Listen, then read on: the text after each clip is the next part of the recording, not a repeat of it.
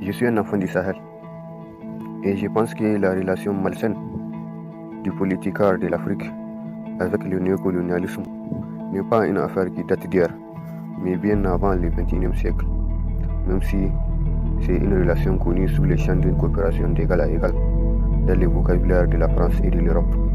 Loin de moi l'idée de faire une affaire d'État, mais sachez que tous les politicards parrainés par la France seront très crédules en vendeurs de songes sous le projecteur de la France 24 ou de la télévision nationale quand elle ne fait pas de la publicité aux moutons clôturés dans les palais présidentiels. Ces politicards n'hésiteront jamais à parler de la pluie et du beau temps partout là où la réaction internationale peut leur réserver un micro.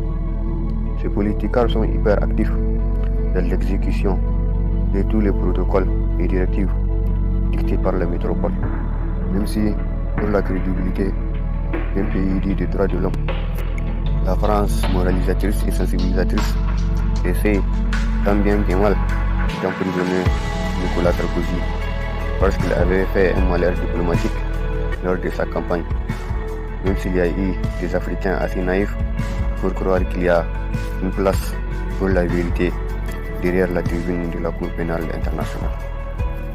Même si elle mène tout droit au protectorat qui est juste des criminels costumés comme Nicolas Sarkozy.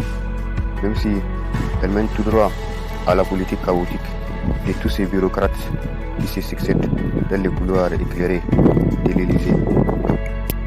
Même si tous les droits des anciennes colonies sont mis au profit de ces mêmes bureaucrates européennes qui n'ont jamais cessé de piller la terre des autres, qui n'ont jamais cessé de polluer le climat africain et qui n'ont jamais cessé de piller l'écosystème africain. Et tout cela, pourquoi?